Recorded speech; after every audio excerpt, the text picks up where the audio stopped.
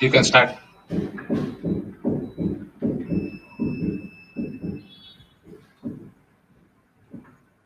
You can start.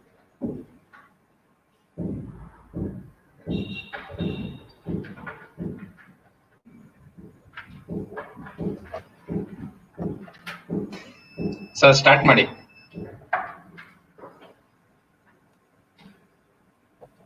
Sir, start ಮಾಡಿ. You can start, sir. Okay. Good afternoon. I am Professor Basuraju, Principal of SGR College of Science, Arts and Commerce, Bengaluru. Today, we have organized international webinar on Raspberry Pi projects. The Department of Computer Science, under the leadership of HOD Professor Hemant Kumar, Professor Shubha, Professor Sujata Nayak, and Professor Kavya Esmat, we have organized 5 days national webinar on IoT and Raspberry Pi in the previous month. Now again, we are organizing this international webinar on the Raspberry Pi projects. We have invited Mr. Bharat Basuraj from Netherlands to inaugurate this international webinar on Raspberry Pi projects. Bharat Basuraj is a business and technology evangelist with 14 plus year of experience working in Tata Consultancy Services, Europe, as a global client partner for high technology customers based out of Amsterdam, Netherlands. Previously, he spent more than 8 plus years in London, leading the biggest auditing and professional services customers, where he ran many successful digital transformation programs, providing a benefit of more than $200 million. He was awarded the Best Leader in 2018 and a Contextual Master in 2019. He owns and developed an intellectual property product built on machine learning, artificial intelligence. He is a blockchain certified expert and lead the Center of Technology Council for Internet of Things and Blockchain. Mr. Bharat Basuraj is an MBA in International Business from Deakin University, Melbourne, Australia. He owns a master's in Information Technology Service Management, again from Deakin University, Melbourne, Australia. He is a BE from Information Science, VTU. Now I request Bharat Basuraj to address the e-gathering and inaugurate this webinar. Thank you, MNV sir. I think thank you for inviting me, and as well thank you to the SGR College and MNB sir and all the delegates who are a part of this webinar.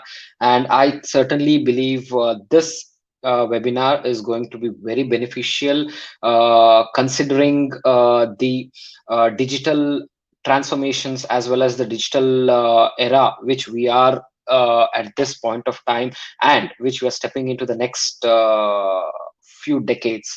It's going to be an extremely transformative generation, the next generations that we are going to see, and probably currently in the situation of COVID, the world is going to be completely different, and IoT, Internet of Things, artificial intelligence is going to play a very important role in everyday experience of each of you.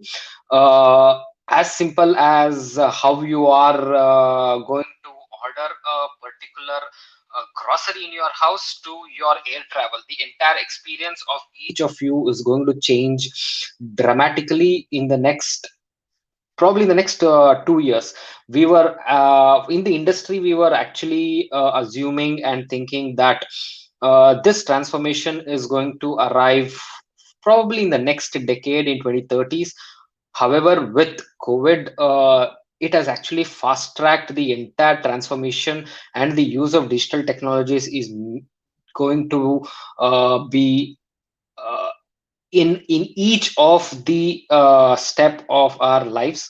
So I think as a start, as well as from whatever what our delegated principal also mentioned, that we have been doing a lot of webinars on IoT and Raspberry Pis.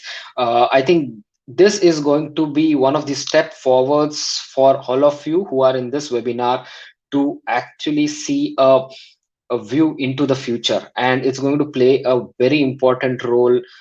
I know I don't think I will be make any justice in stressing the importance of understanding the Internet of Things. I would rather not put it as Internet of Things. It is Internet of everything. It may be people, processes too, and technology knitting across the areas which we are in. And as such, I would thank again, and I would like to inaugurate, and I'm proud to inaugurate this webinar organized by Sri Jagadguru Renukacharya College for all of you. And I certainly believe it will be of extreme help for you in your future. Thank you, MNB. Thank you, Bharat Baswaraj, for your good words and inaugurating this international webinar on Raspberry Pi projects. Now, I invite another guest, Dr. Ketan Kumar Mishra. He is a CEO and founder of Taukan Research and Development, Jharkhand, India. He is ISO 9001-2015 organization. In association with Taukan Research and Development, we organized an international conference last year in the month of August. Taukan Research and Development is organizing national and international conferences, e-symposium quite frequently. Now, I welcome and I request Dr. Ketan Kumar Mishra to address the e-gathering. Ketan Kumar Mishra, sir. Yeah, good afternoon to everyone. Am I audible, sir? May I audible, sir? Hello? Am I audible, sir? Yes, yes. Please continue. My voice is coming, sir. Hello? Sir, please confirm me, am I audible or Yes, not? yes, you are audible, sir. Please continue. Yeah. Good afternoon to everyone, and especially special thanks to our principal, Sir Baswaraju MN, sir, who has invited me to just to say something about that this respective topic, and as a chief guest of this international symposium, as well as seminar, as well as workshop, because last five we have to forward for the 5 days and have to discuss many things which are needed to our society. Sir, in IT sector, sorry, before to start my topic, I would like to say that today is the Hindi Divas, so very congratulated to every Indian to for this Hindi Divas on 14 September 2020. Sir, we are in IT world and continuously we are growing, but the situation is something is missing in our country, especially in our villager places. Because in my research work, I have visited many villages around India, especially in Bihar, Jharkhand, Uttar Pradesh, and just gained a lots of questionnaire because our people, 50% plus people are not knowing about the information technology. Now, right now, as the Bharat sir has said, we are in decade and will be in our in 10 to 15 years. After that, we will on top in IT sector. But nowadays, in our country, in our villages, the villages are facing a very big issues regarding information technology, like the very narrow things and below things are like that, demonetization, and how to just transfer your amount by online banking system. These are the common things. Still, they are facing a big problem everywhere in India. I cannot say like that in 2 or 3 states around India, the, especially in our village, the people are facing it. We have to overcome this IT sickness in our country. If we would be able to solve these especially issues regarding information technology, we can generate the information technology around the world and around the universe. Still, we do not have any people in ISS, in international station, the space station, but we are struggling for it. It's good, but we should not forget in our people who are helping us to develop this country. We are developing country, and the moving hand also our villagers who are supporting us to make develop of this country. So we have to give a focus although on those people who are really needed for it in few things, like if someone is stealing amount from a ATM booth, we cannot clarify the people who stolen it. Because of that, our IT sector is not strong for this ATM booth. We have to need to be strong. These are the things. We are taking a very digital and 40, 60 GB pics of Mars, but we cannot take a clear picture of 2 MB in our country. Why?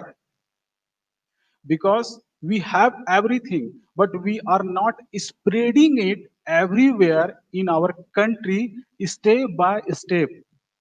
Our process is very well, very good, but we have a lots of planning, even though we are not spreading it step by step. We are needed for it. Back 20 years back, we were in good position. IT was also on developing period around the world, even though in India.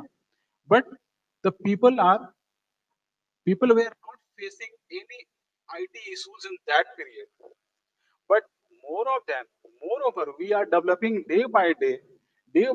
We are on decade to develop. But what is the situation? The people back 20 years, they were able to face information technology in initial stage, but why not now? Why not now? Because we have everything, but we are not spreading it in a proper way. If we have a proper channel, proper education system, proper academicians to spread it, we can overcome not only respect, we can sort out the every IT solution as well as we are solving it around the world. We will start to solve the bottom of our society. If one villager can easily handle the information technology of any product, then India can generate around the world and will be king of this universe.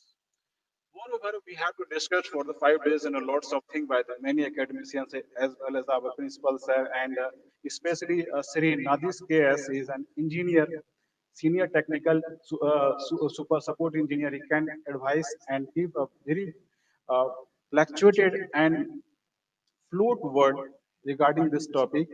So today I'm ending my word to say welcome principal sir, and thank you for this international symposium as well as seminar as well as workshop to organize this type of academic work to spread IT knowledge in our society and our for our by our academicians to our scholars. Thank you so much, sir. Thank you, Dr. Ketan Kumar Mishra. You're young, energetic, dynamic. Definitely, you can lift India to certain heights. I am inviting another guest, Dr. Hanumantappa. He is the chairperson of MCA department of Bengaluru University. He is very much associated with SJRC by being a resource person in all our activities. I welcome and request Dr. Hanumantappa to address the e-gathering. Dr. Hanumantappa, sir. Good afternoon, sir.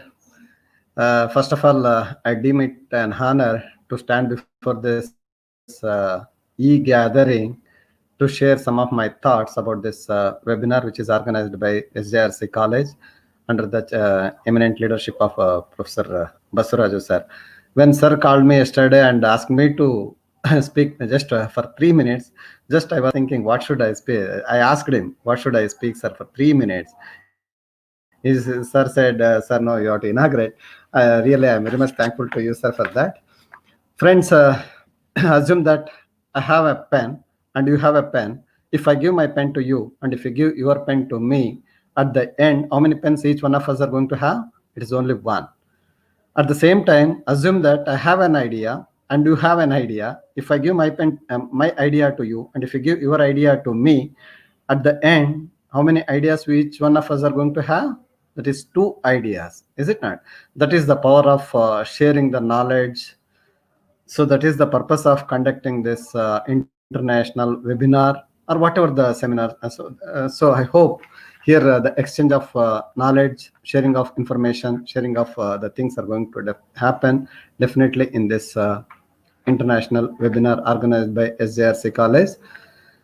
Friends, as all of us know nowadays, and if you consider this 2020, we are facing this pandemic, COVID pandemic. One way, say we are, I can definitely surely say that we advanced digitally. So, say even if you ask a small kid, that is the one who is going to the LKG, now is able, he or she is able to operate the various online applications like Zoom, WebEx, Cisco, and various other applications. Because of that, now the technology, the IoT is also the usage of IoT is also increased. Once if you say that IoT is increased, that is Internet of Things, each one of us are depending very much on this gadgets. So and at the same time, say if you consider the whatever the theme of this webinar, Raspberry Pi is a small single board computer developed in United Kingdom. So that is to put the power of computing and digital making into the hands of people all over the world. So it is, if at the beginning the aims of the Raspberry Pi was learned towards the promotion of teaching of basic computer science in schools and especially in developing countries, but it rapidly expanded into a wider range of users as the original model became far more popular than anticipated, selling outside its target market for users such as robotics. It is widely used even in research projects, such as for the weather monitoring because of its low cost and portability. So that means it does not include any peripherals like keyboard, mouse, and all those things. So it is a small computer. Especially it's going to help very much, and nowadays the people are very much say, because of this COVID, the purchase and sales of this laptops and computers has increased. So it's a small portable computer, which is the Raspberry board, where you can do all the activities like may not be on par with the other systems, but whatever is required, we are able to do it. So in this regard, the SJRC College is organizing a webinar, how to unbox and how to do this Raspberry. So I wish them all the best. And definitely this webinar is going to be a successful one. I hope all the participants are going to benefit from this webinar. I wish the good success for this webinar. Thank you, sir. Thank you, Dr. Hanumanthappa sir, for your good wishes. And we will associate with BU MCA department for any other activities. Even together also we can conduct some activities. Thank you. Thank you very much, sir. Now I welcome all the participants of this webinar. Advanced Electronic Systems, Bengaluru is providing training kits for all electronic projects, experiments for science and engineering colleges. Now, they are the resource person for this international webinar. I welcome and request Sri Nandish K S, Senior Technical Support Engineer of Advanced Electronic Systems, to conduct the international webinar on Raspberry Pi projects. Nandish sir, please you can conduct the webinar. Nandish sir. for attending the webinar. Thank you, sir. Thank you for giving this opportunity. Yes, shall we start with what is the use of Raspberry Pi, how to use the Raspberry Pi, and how to install the OS? I'm going to like that. So now I'm sharing this PPT.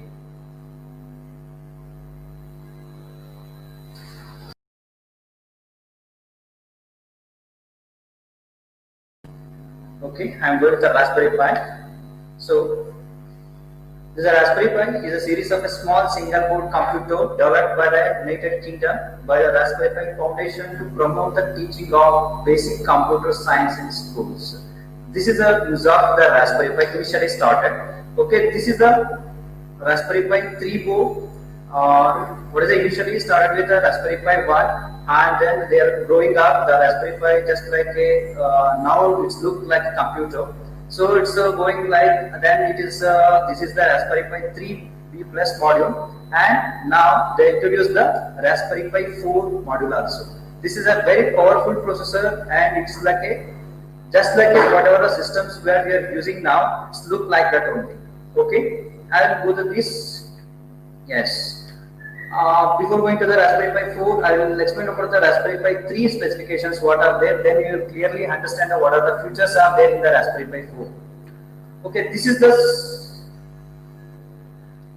specification. This is the main processor, Broadcom BCM2837B0, and based on the ARM Cortex A53 architecture, and this is the 64-bit instruction set supports. Okay, and this processor speed is 1.4 gigahertz. This is a very important. Or to compare with the Raspberry Pi 4. Okay, and the RAM also is only 1 GB as LPDDR. Okay, and the next is the connectivity. What are the connectivity options are there on this Raspberry Pi board?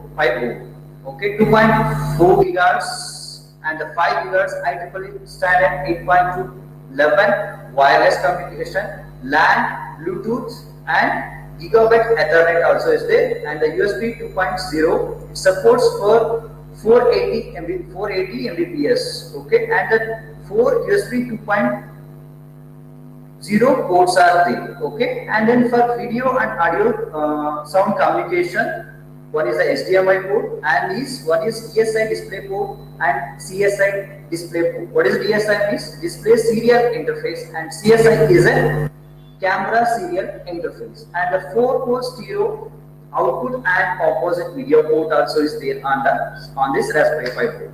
Okay, and then access for accessing external devices like any sensors, you will have to connect. They provide one extended 40p GPIO header on the board itself. And the media it will support for EG4 decoded and H264 encoded, and this is it supports for 1080p.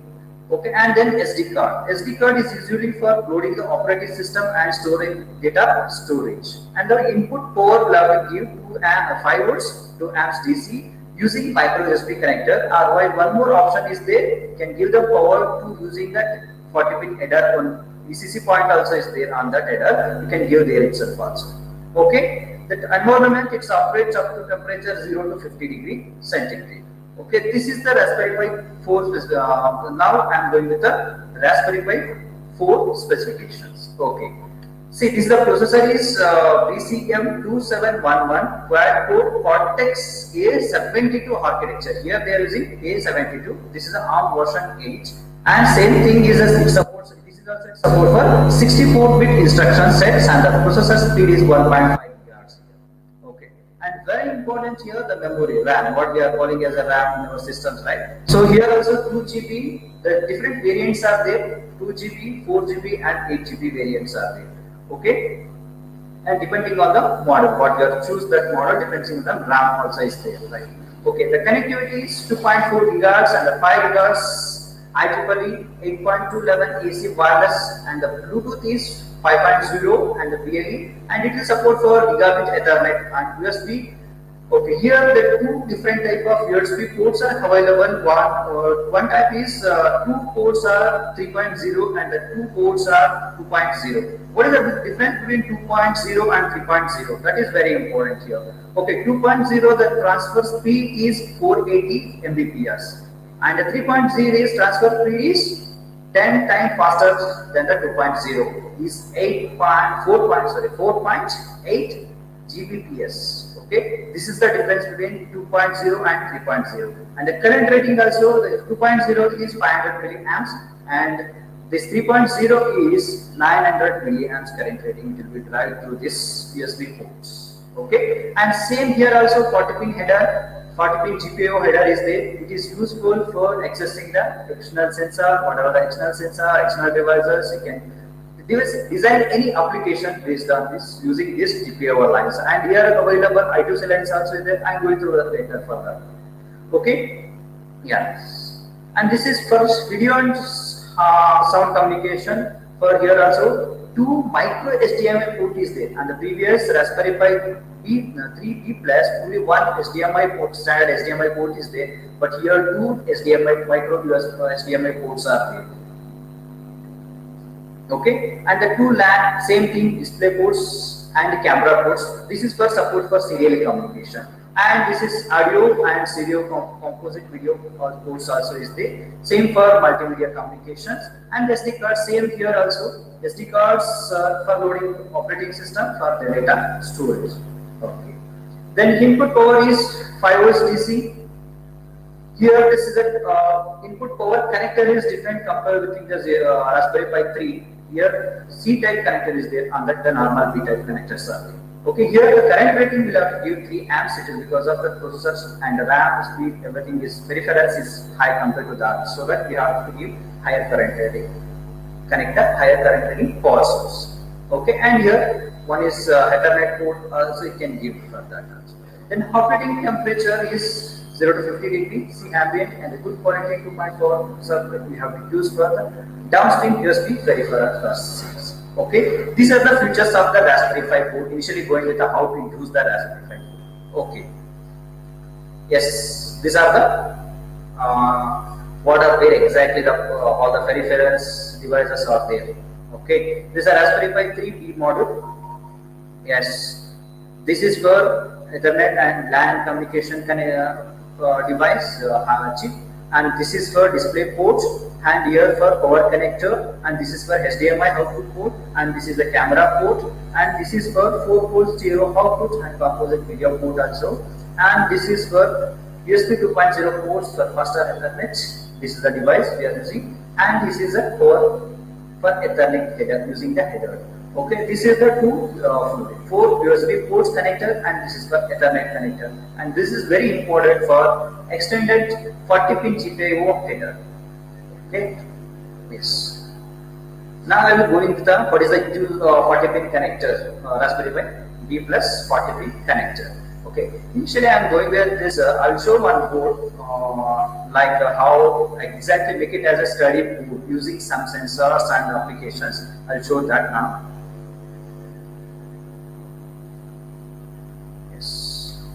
This is developed by Advanced Electronic System. This is called as an IoT evaluation board. This is IoT 2-in-1 evaluation board. Why they are calling it as 2-in-1 IoT? So here we have to use 2 controllers for same applications. What are the 2 controllers? See, this is the Raspberry Pi board here, and this is for Arduino board also is there. Okay, and some of the sensors, some applications also is there. It's like see, LCD is there, some segment is there. This is actually power supply section, and this is UART interfacing, buzzer, relay interfacing, stepper motor interfacing, 4x4 key matrix interfacing, and how to use the GPIO lines. Initially, we have to go in with this, any sensors and so how exactly the GPIOs works with both the controllers. Instead of that study, we have provide some switches and input switches and output LEDs here. Okay, this is for Wi-Fi interfacing ESP8266. I don't know about all the this Wi-Fi. So this is for using it, connecting the data to cloud like that. We are using for this one, but Raspberry Pi is not required. This is only for Arduino. Okay, next thing is this is an ADC MCP3008. this is used for reading the analog data. Some sensors are giving analog data. So for that purpose, we are using ADC high speed, and this is RTC. And some of the sensors, like this is soil moisture sensor, gas sensors, ultrasonic distance sensor, and this is for live sensor, and this is the temperature and humidity sensor. Okay, this Bluetooth for support for hardware. Right, this is like IoT evaluation board. I'll go through. This is a Raspberry Pi 3 board, GPIO connector, a 40-pin connector. This connector you can connect the IOS to base, right? Raspberry Pi to application. Right, this is an Arduino board, LCD, multiplexed 7-segment display, power supply section, and UART. Relay also is there, very important. You have to drive any external source applications, you can use this relay also. And your buzzer interfacing also is there, stepper motor is there, key matrix is there, LED interfacing, like that you can go through this all applications. Okay.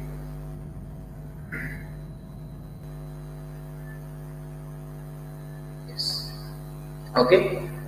Okay, now I am going to the Raspberry Pi 3B plus and for same for 4 also, same connector, same IODEX are there for both the Raspberry Pi 3 and Raspberry Pi 4.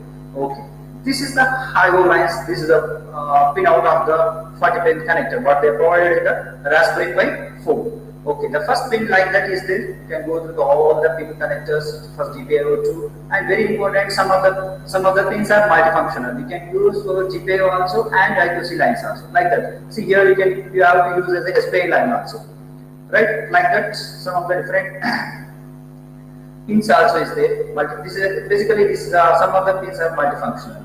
Okay. Yes. If you want to begin with the Raspberry Pi, what are the things we require to go with the Raspberry Pi projects? Okay, so here we have to first initially we require one Raspberry Pi port. You can go with a 3 or 4 anyway. Okay, and one for power adapter, 5 hours minimum 2 amps required, and one is the SD card 16 GB minimum, and monitor, keyboard, mouse, and then next is the HDMI to VGA connector. If you have to connect, if you don't have any HDMI port on your monitor, so you have to use HDMI to VGA converters. Okay, yeah, now I start with how to install the OS on the Raspberry Pi boards. Okay, so these are the two softwares we are required to install the OS on the SD card. So how to install, and also go to these slides, right? So what are the two softwares? One is for Win32 Disk Manager, and one more is the SD card formatter. Okay, we are using this class 10 16 GB SD card, so it is a speedy side compared to the class 8 and the different SD cards. Okay, so we are going with that SD card. So what we'll have to do, we'll have to store the image, OS image onto the SD card. How to store? So for that we need two softwares. One is for SD card formatter, and one is for Win32 Disk Manager. Okay, what is the use of SD card formatter?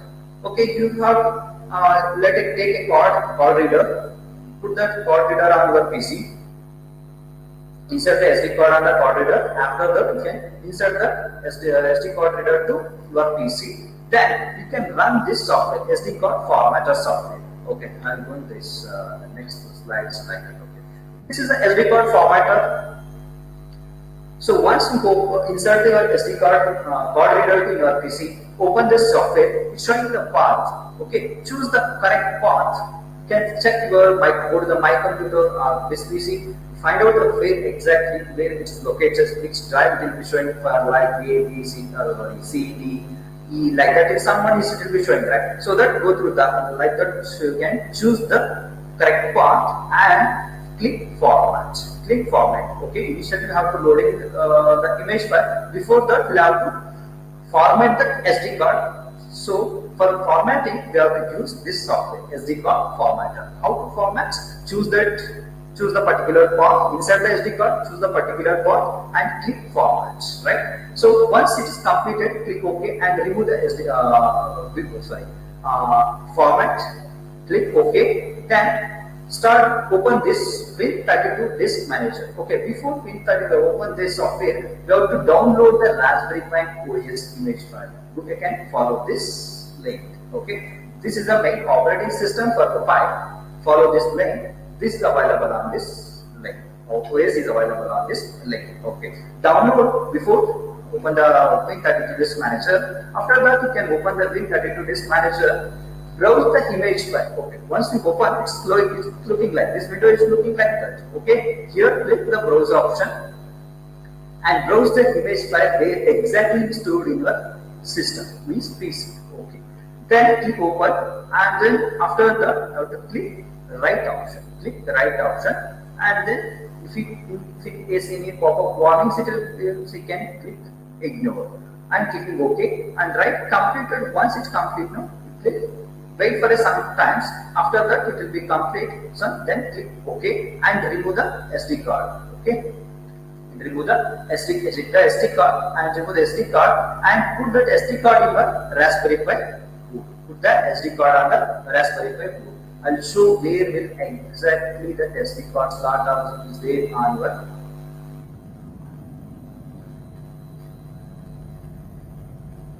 Here, see, you can see this black color, right? So this is a SD card. You have to insert the SD card on this slot.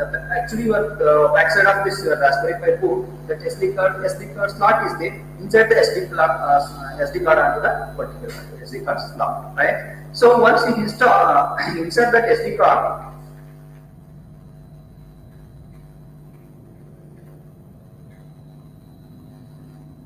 Power up the Raspberry Pi. Okay. Once insert the SD card, connect what are the things. What are the things means you have to connect the monitor, keyboard, mouse to Raspberry Pi, and then connect the power and power up the Raspberry Pi.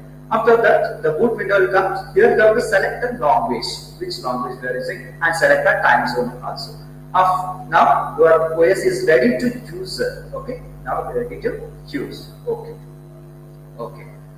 Our OS is ready.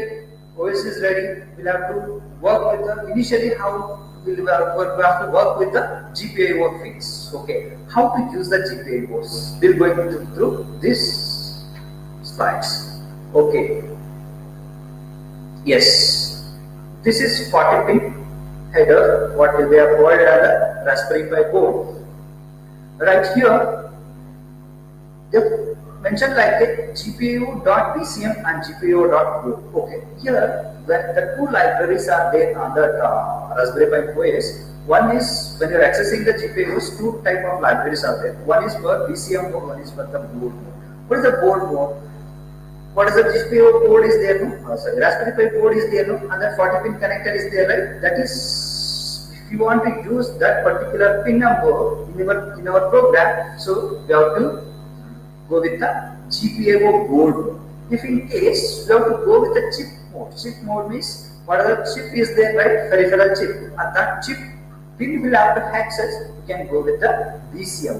So this is, for example, pin number 3 is a board mode. For GPIO 2, pin number 3, when you are going to the board mode, we'll have to give 3. In case we are going with the BCM mode, we'll have to give 2. GPIO 2. Like that, the differs are there. The two way to accessing the GPIO pins. One is a board mode and one more is the BCM mode. Okay, this is a full connector details they provided here, right? Yes. Finally, how to use the GPIOs. This is very important. In our code, we designed one general purpose LEDs and switch circuit is there. So I'm going through that. So now this is the circuit. This is the circuit for LED. How it exactly connected? All the anodes, all the LED anodes shorted and connected to the ground. Now the LEDs, all the cathode of the LEDs connected to the ground. So next thing is cathode. All the cathodes are connected to the ground. All the anodes are connected to the particular L01, 2, 3, 4. Like that they are mentioned here. So the first LED is there. No? The first LED is connected to pin number 5. When you're going with the board mode. When you're going with the BCM mode, the pin number 3 will have to use. Okay, for LED 2, 3. Here in the BCM mode, 2. The LED 3, pin number is, when you're going with the board mode, going with the board mode, the LED 3 is connected to the 12th pin. Or going with the PCM mode, the LED is 18. You have to configure like that. The GPIO will have to configure like this, right? So next thing is switches. 4 switches that we have provided here. Okay, initially all are pulled up. We have means pulled up means all are high. Initially all the pins are high. So when you press the switch, it will goes to 0. It will goes to 0. Like that it is designed. The switch 1 is connected to the 24 in the board mode, and the switch 8 is connected to the switch 1 is connected to the 8 in the PCM mode. Like that we'll have to configure. Whatever it depends on your programming. So you can choose any modes. You can go with the board mode or PCM mode. Right. So now I'll go with the program. Okay. Any program will have to write for GPIO. Basically we are using GPIO for this program. So import the RPA.GPIO as GPIO, and we need a time. So importing the time here. So after that, sometime what will happen? This GPIO already used. Like that the warning that it comes. Why it is like that warning it will comes now? So this is already some previous program we have used that pin, so that it will give that value. So for that warning we have to clear. So this function we have to call. What is that function? GPIO.set warnings. Make it as a false, right? Okay. And the next thing we'll have to set the mode, which mode we are using. Board mode or the PCM, right? So now we are using board mode, so that we have to set the mode to board mode, right? So based on that, I choose the pin numbers. LED 1 is connected to pin number 5, and LED 2 is connected to pin number 3, right? Now settings. Very important. GPIO is a form of general purpose input and output. Means it receives the data and gives out the data also. Like that the GPIO works, right? So this particular pins, it is act as an input and output, right? So that how we have to set the LED means we have to sending the data to application, so that we have to set as a how to set output using this function. GPIO dot setup LED the particular pin. The LED we are already assigned to pin number 5. So make it as a GPIO dot out means this particular pin act as a output pin. And same here also we have to make it as a output pin. Right. These two pins act as a output. Which are the pins? 5 and 3 act as a output pins. Right. So next we'll go with the program. Okay. This is basically Python programming. So try. Now while to make it as an infinite loop here. So GPIO outputs LED 1, sorry, LED 2, to make it 1. So this is make it high. Okay, what happened here? LED is goes to high, LED is on. Okay. The next LED 1, to make it 0. So here LED is off. We'll give some delay. We'll introducing a delay here using time dot sleep. 1 second delay. 1 second. You can do 1 bit, it's a 1 second, right? Yes. GPIO dot output. Next, after 1 second, you have to clear the LED 2 and make it hide the LED 1. Okay. And then again we are introducing the delay using time dot sleep. 1 second delay we are introducing. Right. So next, keep it in the loop. Like that. One LED is what is the exact working of this program? One LED is on and one LED is off. And same thing. It will be happening in the continuous loop. Okay. If you want to exit this program, you have to use the keyboard interrupt. Like you press a Ctrl C on your keyboard,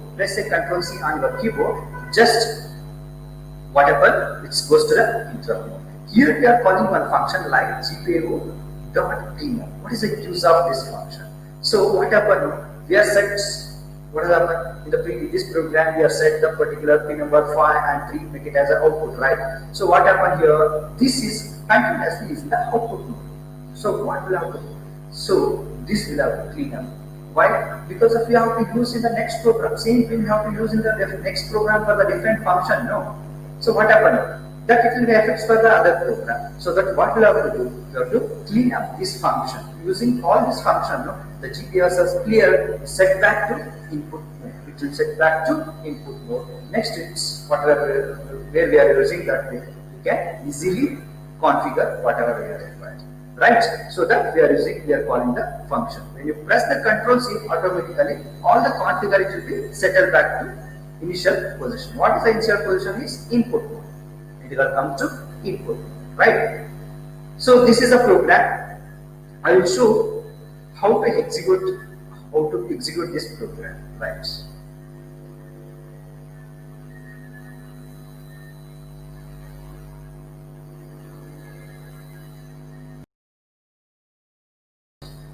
This is the Raspberry Pi window. It's already put up. So I'm going to execute this program is. So initially it's look like that. So we have to execute. I already the programs already is there on this folders. I'll go to that folder. Where exactly it's available in the webinar folder. I want to go to this folder. In this folder, program folder is there. All my programs are there, stored on this folder. So I'll go to this folder. So how to go to this folder? Okay, we can directly open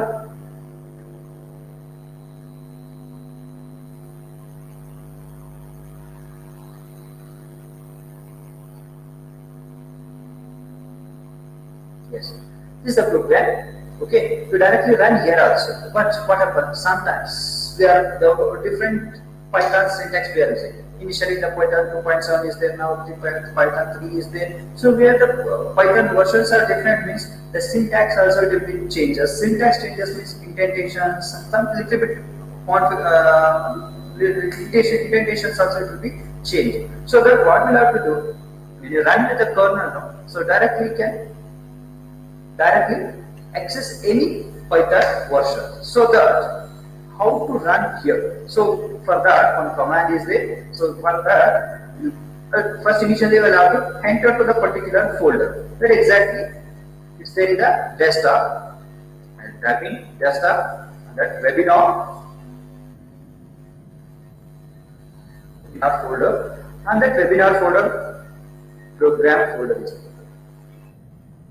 Okay, I enter into that particular and that particular location. So now I am type the sudo super permission. We'll have to give a super permission to access that file. Sudo python into whatever the version. This is basically it's operating the 2.7. So if you want to go with the Python 3, you can give a Python 3 and the program name. So now I am giving sudo python led.py. This is the program name. So just enter. Now the program starts executing. You will see the result on the particular page.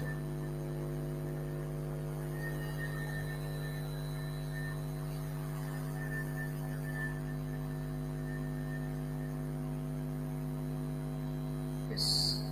See here, the LEDs are top right. I already connected this cable. So this is we are calling it as a flat ribbon cable 10 pin FRC. Flat means FRC is flat ribbon cable. These are 10 pins are there. So I am connected here to here. The Raspberry Pi lines it will comes to the connector. So now see the LEDs are toggle. So one LED is on, one LED is off. Right. Like that you can access the GPU output lines. We'll see the next program is how to access the input lines. Okay, I thought about this program is clear.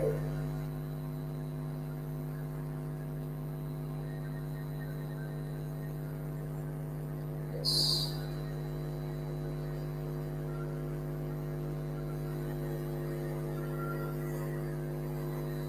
Okay, I'll stop this program for press the Control C on the keyboard. Once you press Control C, the program exits, right? Right.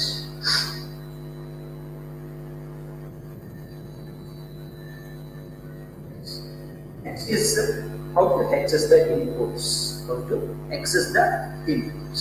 Right. Same thing. Import the time. Import the GPU or RPA.GPU as a GPU. Make it as a GPU. This is a username. and set GPIO, set 1, make it as a false, and this way I will make it as a gold. GPIO pins we have to make it as a gold. Right. Now we are using 4 LEDs here and 4 switches. In this program, I am accessing 4 LEDs and 4 switches. Okay, these are the outputs and these are the inputs. We'll see how to make it inputs and outputs, right? So, see, GPIO dot setup LED 1, GPIO dot out. Initially, the value make it 0. Particular, the initial value of that particular pin is 0. We have to write like this also. Right, now next LED 2 also we have to make it output and initially 0. 3 also make it output and initially also 0. And the 4 also, 4 also make it output and initially particular pin is 0. Right, next is switch. Switch is input, right? When you press, we are reading the data from the switcher. So how to make it input? So for that, switch GPIO dot make it in. It means input. For the 4 switches, we have to do like that. Okay. So next thing is, so this is we are checking the events. Okay. Before coming to this slide, I'll show the slide, right? So we have to make it as an event. Means like a interrupt, So when we press the switch, we are checking for the rising edge. We are checking for the rising edge. The bounce time is 1 second. Bounce time is 1 second. Okay, when you press the switch, it's generate an interrupt. The generate interrupt means it will go back to event. Okay. Here we are checking event switch. Event equal to switch. Event equal to switch means switch 1 is pressed. What we are doing here? The LED 1 we have to make it true. LED 1 we have to make it true and give a small 0.2 seconds delay and we have to make it as a false. Means when you press the switch 1, the LED 1 is turned on and you set that automatically it will turn off. Like that only we are checking for as if event switch 2 is pressed. Switch 2 is pressed, the output LED 2 is goes to turn on and turn off. Same thing it will happen for the switch 3 and LED 3 also, and the switch 4 and LED 4 also. Right. So this is means when you are using this function, just make it as an interrupt of the particular input switches. Right. So this is like that the program is there. And when you press this Control C on the keyboard, automatically the GPIO is goes to clean up. I'll show the how to execute this program.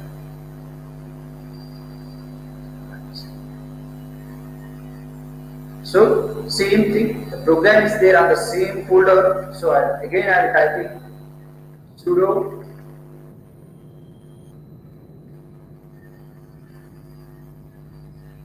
Python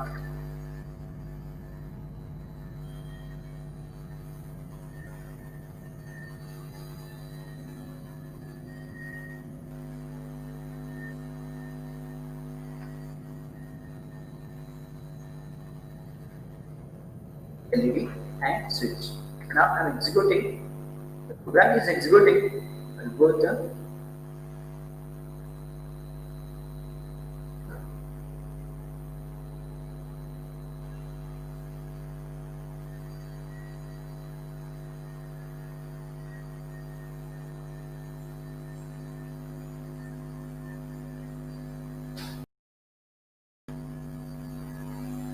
yes.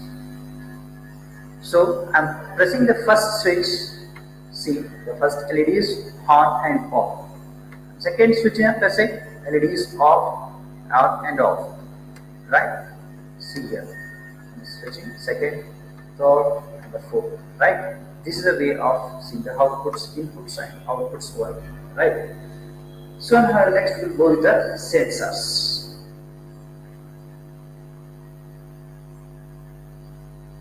With the sensors, right? Okay. See, I'll come to that. Okay, the first sensor is BS11. This is the temperature and humidity sensor. Temperature and humidity sensor.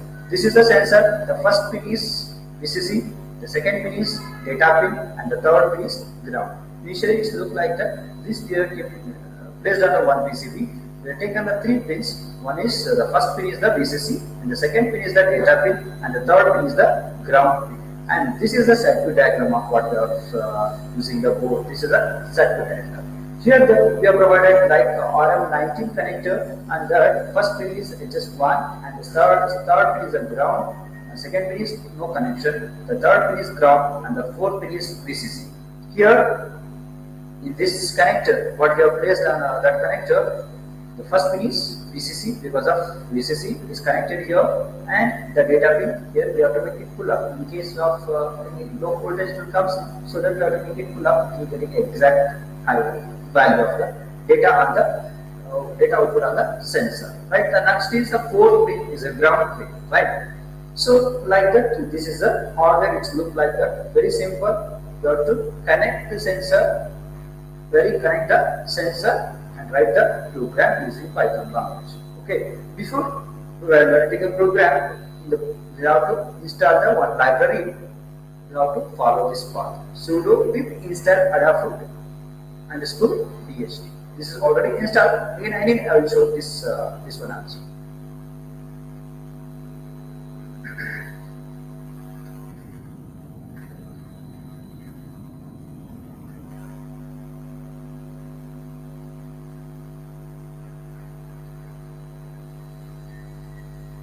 So how to install this DHT adafruit library.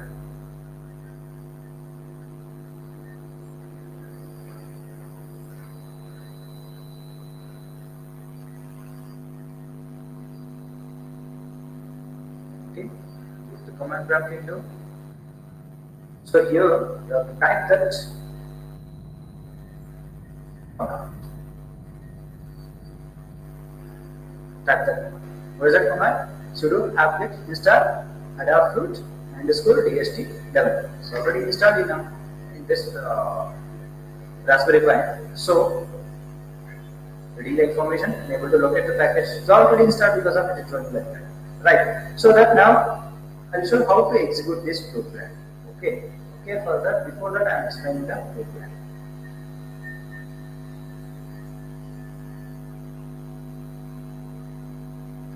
Right. So this is the program. Input and input the adafruit. We are already this library we have installed. No? So import that library also. Import adafruit underscore DHT. Adafruit underscore DHT. And the set the type of sensor pin here. Okay, what are the pins we are using on the? Okay, basically this is the digital sensor. It gives the digital serial data. So we are receiving the data from this sensor. Digital format data we are receiving from this sensor. So which only one pin is required to receiving the data from this sensor. We are using pin number 4. In our code we are using pin number 4. Right. Here try to read humidity and temperature. Store it on these two variables. After that, we are printing the humidity, and after that, we are printing the temperature.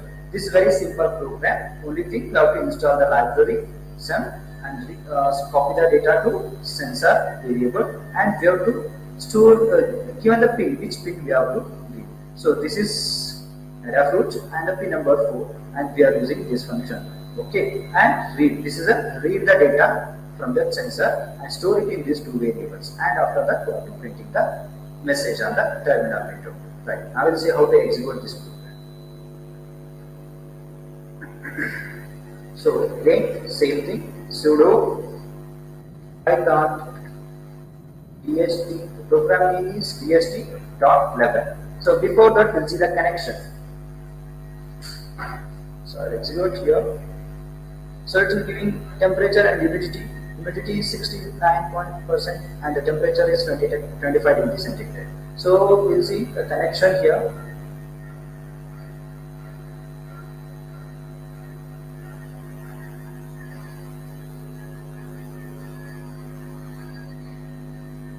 Yes. See the connection. We are connecting. This is a DHT11 sensor, right? We are connecting one 4-way relay mat. We call it as a relay mat cable. This connection we are shown on the schematic diagram. So this is the connector RM19 to connect this connector. So this when you connect this connector cable, the Raspberry Pi line pin number 4 is connected to this DHT11 sensor. So based on that, we are reading the data in the program, right? So this is a way of reading the temperature humidity data on using IST level. Right. This is one of the sensor.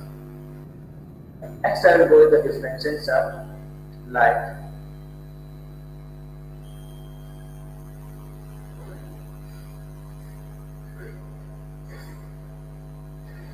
so next is the light sensor. Okay, so the light sensor is basically they are using LDR. Actually, this LDR is giving analog data. This circuitry is the circuitry designed as some circuitry and this PCB. It's finally it's giving the digital data. This also digital sensor, but LDR is giving analog data only. But this sensor board is there. This board is there. No, some we are some used on this, and finally it is giving the digital high or low data. Right. So we can adjust the contrast, means light sensitivity also we can adjust using this port also, right? So what are the three pins are available? The J6 is connected, the LDR, this sensor is connected on our board, VCC, ground, and this is the data line, right? Here the data line and the ground VCC. Once you connect here to here, this sensor is enabled, this sensor is connected, right? So go with the program. Same thing, anyway here for this sensor also we are using GPIO, so that import rpay.gpio as a GPIO, import the time and the light. Here the pin we are using pin number 33. This is the board, this is in the board. Okay, this setup. Okay, in the Python language, if you write the function definition, you have to make it as some functions. You have to use a def and user. Okay, this is for one function. GPIO.set mode, GPIO.board mode. We have to set the board mode to this particular pin. Right. And this is anyway input, right? So we are reading the data, no? So that you have to make it input for this pin also. Right. Next is writing. Once you reading the data, if GPIO state, we are checking the GPIO state. It is high. If it is high, if it is 0, light is detected. The particular pin is goes to low, means light is dead. So in case that particular pin is goes to high, light is not there. So for that message we are displaying in the program. Okay, we are reading the data. If light state is equal to 0, light is there, means sunlight, or this is the day, light is there. So any light is there on that particular area. So if it's the light state equal to 1 means the light is not there. So like that we are printing this message on the terminal window, right? So I will execute this program. Okay. So and after that, once you call the destroy function, GPIO cleanup. Okay. Actually the program started here. That are all function definitions. This is the function started here. The main it will start here. We are calling the setup function. We are calling the setup function, and this is a read light function. Again, setup means configuration. You have to make it as a board mode and make it as an input. Next, we are reading the data from the sensor. Next, we have when you press the control C, we will call for the destroy function. Destroy function means GPIO cleanup. GPIO cleanup. I already explained what is the use of GPIO cleanup. Okay. Yes. Okay. Now I will execute the program. Before executing the program, I will show the connection. So just to remove this connector, I connect to this connector to LDR connector. So now see the LED is on the LDR section. Okay, light sensor section. Right. Now I will go to execute the program.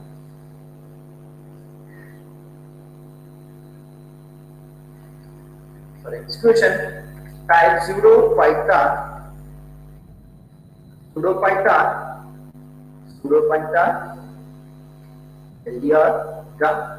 Sudo python ldr.py. See, light is detected. Once you block that, light is not detected. I am blocked here. See, I am blocking here. The light is not detected. Message it will be comes on the window. Once it release, Once it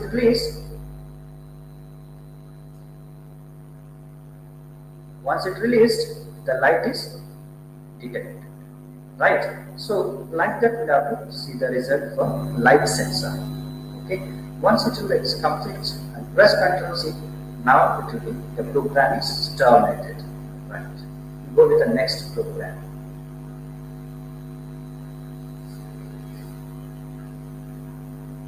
The next program is, next sensor is ultrasonic distance sensor. Okay, this is ultrasonic distance sensor. Okay, this is the circuit diagram of the ultrasonic distance sensor. The first pin is the ground, second pin is the data line, third pin also data line, and fourth pin is the VCC. The first is the trigger line and echo line. Here the one pin is the trigger and one more is the echo. Like that, we have to use this ultrasonic distance sensor, right? So what is the few different, some specifications is we have to see on this slide. So working voltage here of this sensor is 5 volts. The current of this current required for this sensor is 15 milliamps. The working frequency is 40 hertz. The maximum range is a 4 meter and the minimum range is 2 meter. It will be read the 2 centimeters. So minimum is 2 centimeter, maximum 4 meter. Maximum 4 meter. Up to 4 meter we can check the obstacles or anything. Okay, measuring angle is 15 degree, only 15 degree. We have to measure here. Okay, input signal is 10 microseconds TTL pulse, and the echo also TTL input TTL level signal, and the range is the proportions. Right. So next we'll see the program. How to write the program for ultrasonic distance sensor. Okay, import RPI has GPIO, import the time and set the, now see here you have to make it as a PCM mode. So now we have to make it as a PCM mode. You can make it, what is your difference? You can use board mode or PCM, anything, but only thing when you are configuring, the pin number is very important.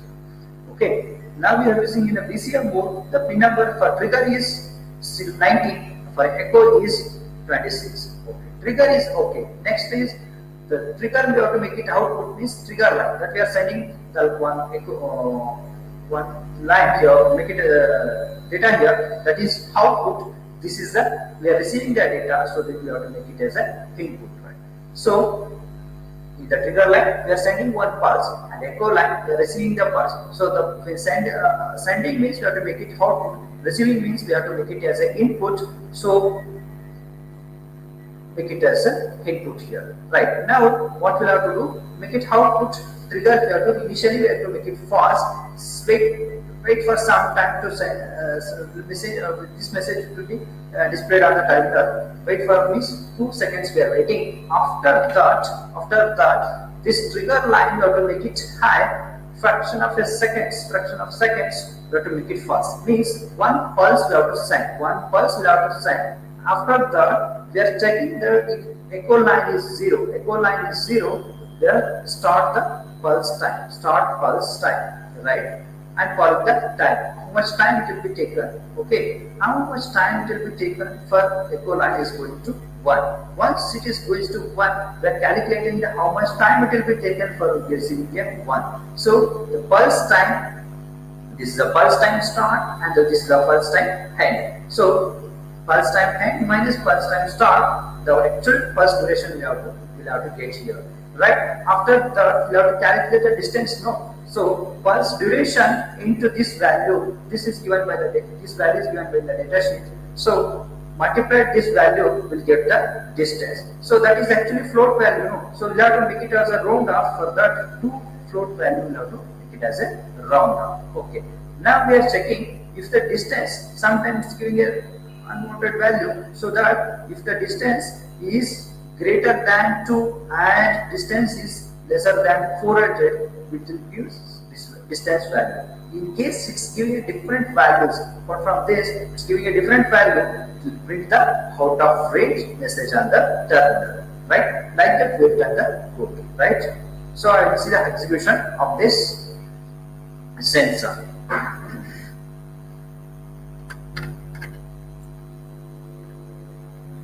connect the, okay, I'll show the connection. Showing the connection, connect here to ultrasonic distance sensor. I'm connecting here. Now ultrasonic sensor is enabled. So we'll execute this program. How to execute? I'll go to the terminal window and type the command like sudo python ultrasonic distance sensor. This is an ultrasonic.py. The program name is ultrasonic.py. And enter. Waiting for sensor setup. Now it is showing some range like 182.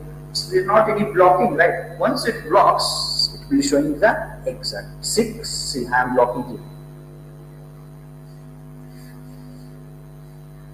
I'm blocking here. I'm giving, it's giving this value. It's giving this value. So, like that, to calculate the distance using ultrasonic distance sensor, right? So, this we are reading the distance using this sensor. Okay, if it is clear, I'll stop this program and go to the next sensor. Go to the next sensor. So next sensor is gas. We'll going through this one IC. This is MCP03008 IC. This is a support for SPA. This is called SPA ADC IC. Here, 8 channel 10 bit ADC. This is a 8 channel 10 bit ADC. Why require ADC here? So, if in case you can go with the Arduino boards, inbuilt ADC is there. But in Raspberry Pi board, we don't have any inbuilt ADC. Okay, so we have to use external ADC. Why require ADC? This sensor, before what we have 3 sensors we have studied, no? That 3 sensors are all digital sensor. That all 3 sensors are digital sensor. But this next I am going to the gas sensor or soil moisture sensor. These sensors are it's giving an analog data. So how can read the analog data using Raspberry Pi? So we need some digital format data. So that's what we have to do. Here we are reading the here we are using digital analog to digital converter IC. This IC called MCP3008 IC. This is support for SPA protocol. Okay, using SPA protocol. Anyway, in our Raspberry Pi SPA protocol is there. Using that SPA protocol, we are reading the data for this IC. So we'll see how to read the data using SPA protocol. Before going to that, I'll show this sensor. This is gas sensor. This is a gas sensor. These 2 lines are there. One is VCC, 4 lines. VCC, ground, GS2 and GS1. This is the 2 output lines are there here. So this is for available in the board. Here, connect to here, connect here to here, connect here to here, connect here to here. The gas sensor is enabled. The gas sensor is enabled. Okay. Okay. Some of the specification of this sensor is operating voltage is 5 volts. It can measure the LPG, alcohol, phenol, hydrogen, propane, hydrogen, CO, and even methane also. Okay. Analog output voltage is 0 to 5 volts. It gives an analog voltage up to 0 to up to 5 volts. Okay. Digital output 0 to 5 volts TTL, and the preferred duration is 20 seconds.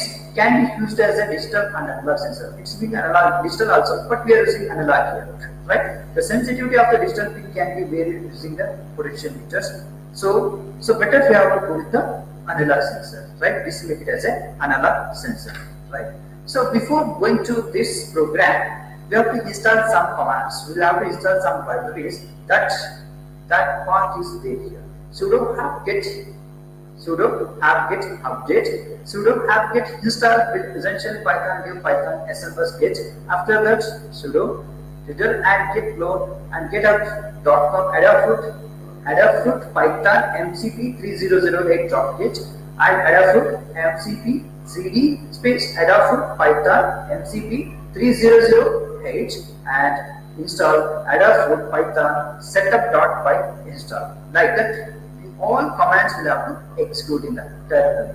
So already installed, all commands are installed here. So if you want to initially if you have to use MCP3008, we'll have to install all these libraries. This is very important. Going to MCP3008, before that we have to install all these libraries, right? So okay, this is commands. These are the commands. Okay, I'll go with the program. After I'll show how to set up the SPI on the Raspberry Pi 4. Okay. When your libraries are installed on the Raspberry Pi, Adafruit, importing the Adafruit GPIO.SPI as an SPI, import the Adafruit MCP3008 and import the time. SPI initially you have to make it port 0, devices 0 and reading the data using this function here. Right? And the next is value. We are storing the data for ADC 0. We are using here 8 channels are there. No? We are using 0 channel here. 0 channel. 0 to 7 is 8 channel. Now for this program, for this sensor, we are using a 0 channel. So using 0 channel, we are reading the data. So we have to connect to 0 channel for this sensor. So I'm reading the ADC value to this variable. After that, I'm printing the value on the message. So printing the value on the terminal, right? This is a very simple program, but very important is you have to install the libraries on the Raspberry Pi. Okay, what are the previous slide I showed? No, that are the libraries you will have to install. Okay, and one thing you have to install the libraries, and one very important here. So we have to configure the SPI. How to configure? How to configure means you have to type sudo raspi config raspi-config. Type this command, or one more way is there. I'll show that one also. You can type this. Once your Raspi enters, type the command sudo raspi-config. It will get this window. Here you can go to the interface option. Here interface option is there. Go to the interface option, click enter. Here showing the peripherals. What are the peripherals? Camera, SSH, BNC, SPI, I2C, serial, one wire, remote chip. Now we are using SPI, no? So go to the SPI. So here we'll have to enable the SPI interface. It's already enabled, but so once we have to verify. So this is enabled, right? So have to click yes, the SPI is enabled. So the SPI interface is enabled. Okay, click OK. Yeah. Now I'll finish this. I'll close this window. For that, I'll click finish. Right. So next SPI is enabled. Okay. One more way how to enabling the SPI. Go to that start icon. Here preferences are there. In this preferences, go to the Raspberry config. Go to the Raspberry Pi configuration. Go to the Raspberry Pi configuration. Here interfaces are there. Interfaces, in this interfaces, SPI is there. Enable this SPI and click OK. Click OK. This way, one more way how to enabling the SPI peripheral. Right. So we have to install the libraries, wrote the program, and enable the SPI. These are the 3 options very important when you are using a gas sensor. Right. So everything is ready. I'll execute the program now. So for executing the program, type the command sudo python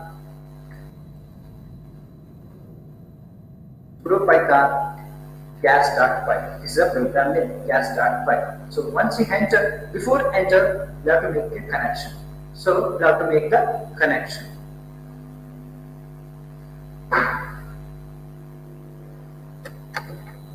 So here available, right? Here MCP3008 IC is there. Same the output of that IC is here. So I'm connecting. This is the first ADC, means ADC 0 channel. I'm connecting here to, this is MCP3008, gas sensor. I'm connecting here to here. Now I'm connecting here to here. Gas sensor is connected to this ADC.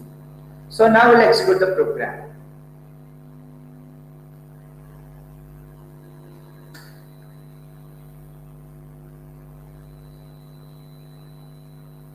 So once you cut like this, you have to reboot your Raspberry Pi. Okay, reboot your Raspberry Pi.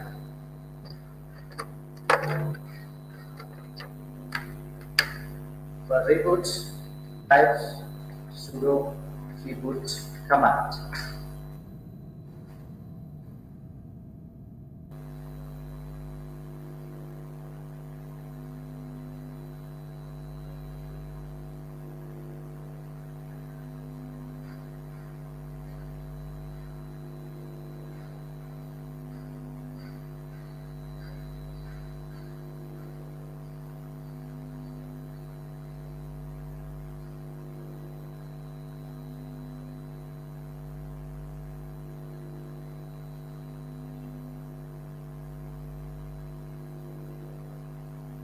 Okay.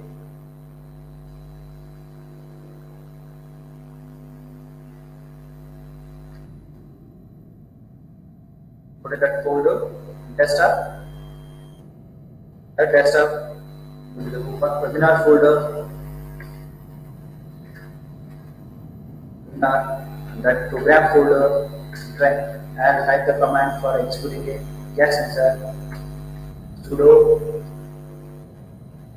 python gas.py. Now we are getting value. So we have to give in any gas to the particular gas to that near to that sensor. We will keep getting a different values. Okay, we will getting a different values. Right? This is we are using a gas sensor. Right. I will go to the next sensor like soil moisture sensor. Soil moisture sensor. So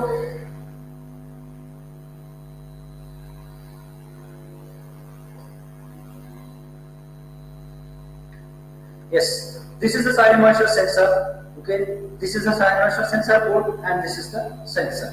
Okay, so we have to connect here to here. The sensor is connected, and here this is the output pins are there here. What are the output pins? One is a VCC, ground, SM2, and SM1, and here also some connectors is you connect here to here. This is connected to the Raspberry Pi board on or evaluation board, right? So we'll go to the features. So operating game voltage is 3.3 to 5 volts. Output range is 0 to 4.2 volts. The current it will take 32 milliamps. It's giving a analog data. It's giving the analog data, right? The soil moisture sensor. This is the program for soil moisture sensor. Anyway, this is also working with. This is gives analog data means we have to go with the ADC voltage. What is the ADC we are using? MCP3008, right? So for that we are importing Adafruit. GPIO, SPI, anyway, SPI is required here. For that, Adafruit, GPI, S.SPI as SPI. Import the MCP3008. Import the time, and we have to make it clear. So they are reading the data. Same function we are using. What we have previously used for gas sensor, same function we are using here. And we are reading MCP dot read underscore ADC. Here means 1 indicates the first channel. Previous program we are using 0. Here we are using 1 means the first channel we are using.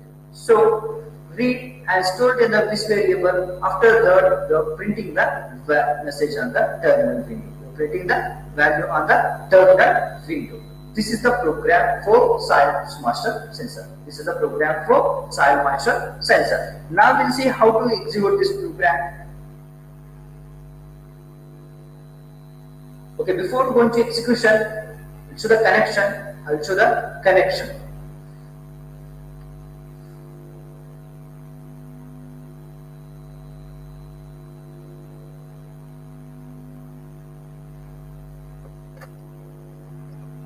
So for that, I'm using RM13 on this connector. I'm connecting here to here. Connecting here to here.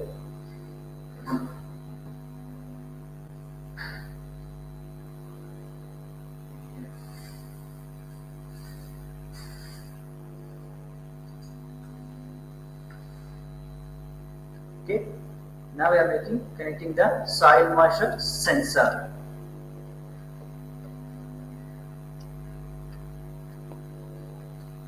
Right, the sensor it is connected. This is sensor, it's connected. So these are the connections we have to make for soil moisture sensor. Right, now I'll execute the program. After the command sudo python soil moisture.py. Soil moisture.py. It's giving a maximum value. It's giving a maximum value. What we'll have to do? I will short here. So we don't have a soil, wet soil or dry soil. So that what we'll have to do? I will short here. It's giving 0. Where will I have to short? Show that. I shorted it. See, I'm shorting using this. So This LED is also off, the value also we are getting 0. We are getting 0. Right. So this is a way of sensing the soil moisture. The way of sensing the soil moisture in the soil. Right. I'll stop this program. This is the sensors are connected. These all sensors are available on the board, and some of nests are going to different sensors. This is available on the extra board. We are using one more board to use to connect the sensor on this board. Right. So yes. Next is the short sensor. This is also distance sensor, but previous they studied one more distance sensor. This is also distance sensor, but this is very short and accurate sensor. This is basically they designed using a IR concept, right? So it's here giving this is a signal output, and this is the ground, and this is the 5 volts, and this is the circuits. Okay, this is the output we'll have to take here, ground, and connect the VCC also, right? So, and specification of this sensor is maximum range is 80 centimeters, minimum range is 10 centimeter, operating is 26 hours, and the operating voltage is 4.5, the maximum voltage is 5.5, the current it will take 30 milliamps. It's giving a analog type. This is analog type, and voltage difference is 1.0, so 1.9. It's 1.9. This is a analog sensor. Means we have to use ADC again. We have to use ADC for this also. Okay. Okay, I'll show the sensor. I'll show that sensor board. So this is a sensor board. Here are some of the sensors are there. This is actually sharp sensor. This is for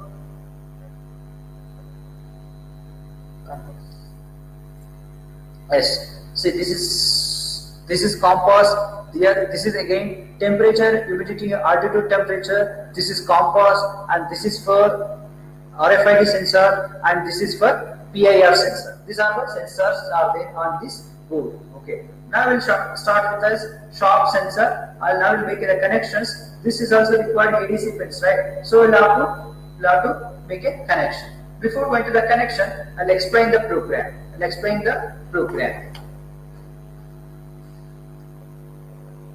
So sharp sensor. This is a sharp sensor program. We have to use some voice internal functions, so that we have to use import this command system and import the tank and import the adapter GPA. Anyway, SPI also required and ADC also is required. So that SPI importing here, and we are importing the adapter SPA 3008, and we have to make it clear. Initially, you have to make it 0, port 0, and device also 0. The same function what we have previously used, and here we are using while true. Make it while true. In this, we are reading the data from the second channel. Okay, the previous program 0 channel. First channel, this is we are using second channel. You can use any channel, not any issue. Okay, so we are using second channel here. Once you read the data, you have to convert to voltage. How to convert the operating? Okay, here this is a 10-bit ADC means this is a full scale value. This is the formula line ADC value. What we are reading, what we are getting the ADC value into reference voltage. Reference voltage is 3.3. We have to give 3.3 reference voltage and divide by the full scale. Full scale is 3FF. Because of that 10-bit ADC, 3FF it will convert to decimal. So we'll get the 1023. So this is a formula given by the data sheet. Using this formula, we'll have to calculate the distance. Right? We have to calculate the distance. After that, we have to print the message. Printing the message. Right? We'll see the execution of this program. Okay. For that, command is okay. Before going to the program execution, I'll show the connection of this. right? So using a single flying clips and connecting here the VCC and ground is there, it's connected here to here, connect here to here, and this is the ADC pin is there, and this is the ADC pin is connected to particular ADC pin of the shop sensor. Okay, like that you have to connect. Once it is connect, I'll run the program.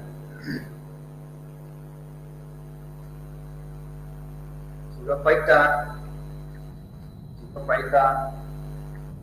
shop sensor.py.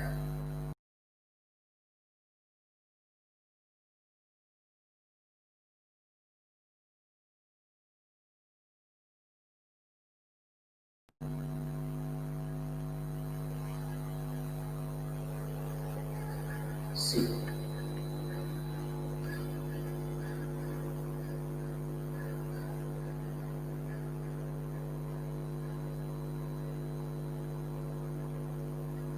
Take a white paper, it's the abstractor. Once you get to this, you will get this. Right?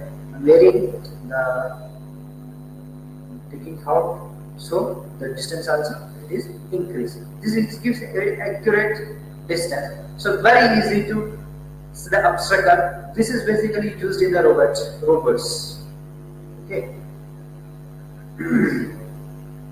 Okay, I'll stop the program, I'll go to the next sensor.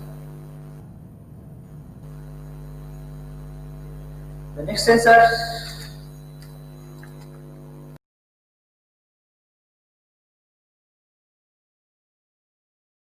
is a person detect sensor. This is a motion sensor, basically it is called as a motion sensor. This is a PF sensor, it gives the DC voltage here, this output, you have to input, power will have to give to the first pin and the ground.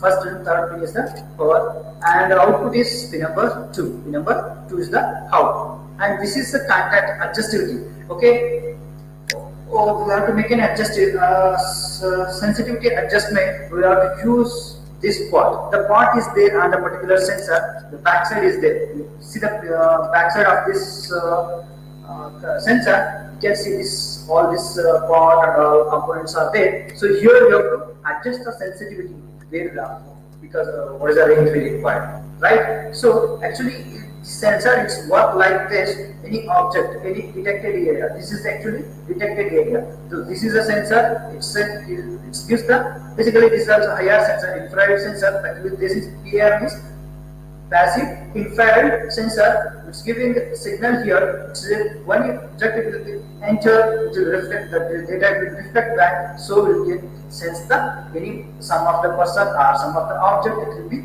comes on this area, like that will have sense. So this is a schematic diagram. This is the pin number 1, it's connected to the PR, and this is a VCC, PR out, and this is the ground. VCC out pin and the ground. You can connect here to here to connect to the control. So this PR sensor is connected to the controller, means Raspberry Pi, right? So I'll show the program. So okay, before going to the program, is the specification of this PR sensor. This is a wide range input out voltage varying from 4 volts to 12 volts. Recommended 5 volts to this sensor. Output voltage is high or low. It's giving a high or low. The distinguished data, object movement and human movement. As to how the modes is repeatable and not repeatable mode also. These different modes are there, and this sensor usually we are using a not repeatable mode. So the cover distance about 120 degree to 120 degree and 7 meters. The low power consumption of 865 milliamps current will be taken. Operating temperature is minus 20 degrees centigrade to 80 degree centigrade, 80 degree Celsius. Okay, next is the program. The import time, you have to import the time and import the GPIO. Anyway, you require the GPIO lines for this program. So importing the GPIO lines, and we set it to board mode. And the pin number is, we are using 26 pin number. We are using 26 pin number, and make it as an input. Why we are making it as an input? We are reading the data, so because of how to make it as an input here. So these are the functions. frequently we are using, right? So once you have understood the GPIO concept, you can write any program for the digital sensors, right? This is the definition for detecting the light. PIR detects the motion detected. In case we'll have to, otherwise we'll have to not showing anything other. The motion sensor alarm, when you press Control C, it will be exit, right? Right. So now we'll have to using an interrupt. Any person interrupt comes, we'll have to take an interrupt, and go back to once the person enters. That we are checking for the rising edge. Once the person enters, that goes to the pin number high, that will be detect, goes to this function. Here we have to print the motion detect, and let's come back to, we are waiting for next interrupt. Like that this program works. We are trying while any keyboard interrupt will comes. Keyboard interrupt means when you press the Control C, it will comes to here, quit. This message will be print on the terminal. Quit message will be print on the terminal, and we call it as the GPIO cleanup function. Right. I already explained for the GPIO cleanup function. So this is the program for PIR sensor. Right. Now I will show the PIR sensor connection.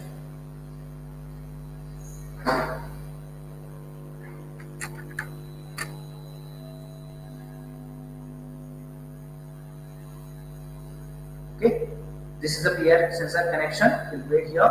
Okay, now we'll execute the program. Using a command like sudo python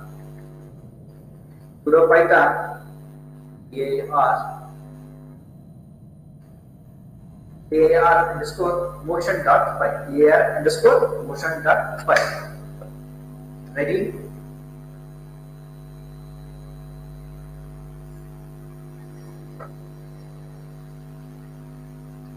Okay, anyway, subtitles are there here, so that it will be showing like a motion detected.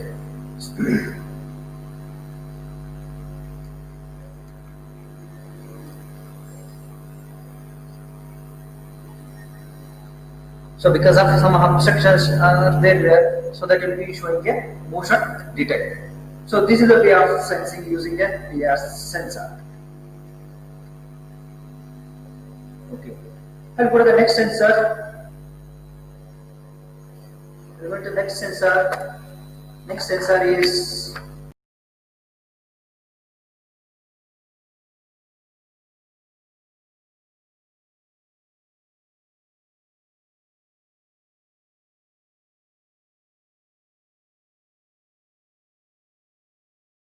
HFC 5883L compass sensor we are using here.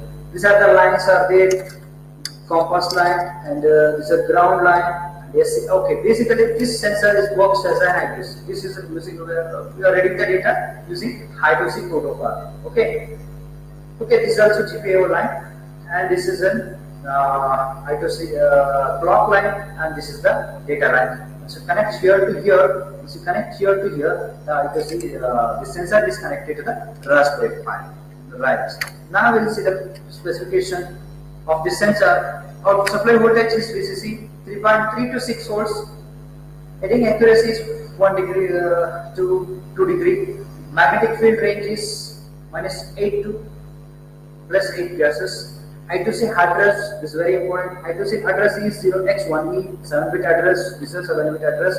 Maximum data rate is 160 Hz. The digital output level is 3.3 volts. Digital output level is 3.3 volts. Right. Okay. So we have to configure for this. We have to use here, and then anyway we are in I2C. So import SM bus and import the time for import speed. For mathematical expressions are there, so here we import the math functionals. Right now, next is this is based on the this sensor. 3 pins are there. Registered 3 data you will be giving register A, register B, and the register mode will have to set. Okay, we have to set the address for x-axis, z-axis, and y-axis, and the declination value based on the data sheet. We are putting this value -0.00669. That pi value is a standard value we have to give here, and the device address is whatever previous slide we have said. Some 0x1 is the I2C address, and read the date. Okay, and this data we have to read with the stored in the bus variable. Okay, next thing is the one function is there. It is a magnetometer. Magnetometer. Okay, what we are doing here, we are giving that, we are sending the some address. We have to read the data for this registering in this read, right? So that for that we have to send an address for bus write. We are writing the data to sensor. Write bus write byte data. Device address. Device address is 1E. Register address is A and 0x70. 0x70 is the address. Once you write this data, the register is enabled, and the next is register B, and the rest is register mode will have to set. Okay, register A, register B, and the register mode will have to set. Once you set, we'll have to read the raw data. Raw data. How we are reading the raw data? Device address, same thing. We have high and low values. It will be coming for the device address first address, and the plus one we have to make it 1. We have to make it 1, so it will be getting a low value. It will be getting a low value. So that 8 bit value stored under high and low variables. So this we have to concatenation we are doing here. So that for that what we are doing here, high value is just the byte. So that we have to shift left by 8 times. The data goes to MSV position, and R with low value we get in the whole data on this value variable. So we are checking this value. We are checking this value. Okay, stored in this value variable. After that, what we have to do? Get value minus this is standard value. It's given by the data sheets. Given by the data sheet and stored in the variable. Alright. Next is the magnetometer. Okay, initialization. Return to that value, magnetometer initialization, and return to the value. Okay, these are the function definitions are there. Now we are calling the functions. Okay, read that. Accelerometer raw value, x-axis stored in the x value, z-axis we have stored in the z value variable, and the y-axis we have stored in the y variable. Right. So once you have to read all the value, you have to calculate using the formula. This is given by the data sheet. Okay, heading. Math dot attempt earns 2 x comma y plus declaration. Declaration we are already declared in the initially in the program. So add with that value. We are checking if heading is greater than 2 into pi value, where minus we are doing like this. We are doing heading equal to heading minus 2 into pi. In case this is lesser than 0, so we have to have the 2 into pi value. Now we are getting the exact. Now after that we are storing the heading angle. Okay, after that we are doing this calculation. Heading into 180 divided by pi. Now we are getting the heading angle. After that we are displaying the heading angle here. Right. So this is the program. Okay, this is the program. Okay, before execution of the program, we'll have to do some hide to seek enable. How to hide to seek enable? For that, to execute the command like sudo raspi config. Already stored now. Sudo raspi config. Sudo raspi config. Once you execute this command, you get this window. Again, we'll go to the interface option. Here we have to go to the I2C. Here the light of I2C interface is to be enabled. Yes, we have to enable. So we have to click yes here. The I2C here, I2C interface is enabled, and then click OK. Now I2C is enabled. Then click finish. Okay, the task is finished, so that we have to click finish here. Okay. Now, before executing the program, we'll see the connection.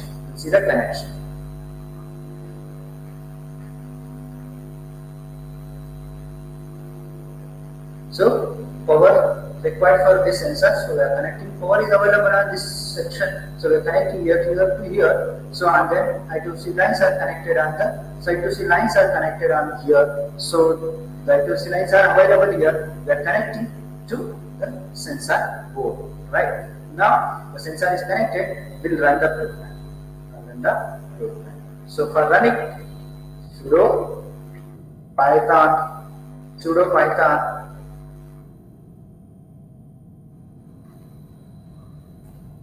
compass.py. So heading angle is 227. You can 227. You can vary them. You'll see. I'll show how we are varying. So okay, I'm rotating like that. I'm rotating like this. We'll get it. We'll get it this way, right? So this is the heading the value. This is like a compass, right? So this is way of executing the compass. Way of executing the compass, right? So this is program is finished. We'll go to the next program, next sensor. Go to the next sensor.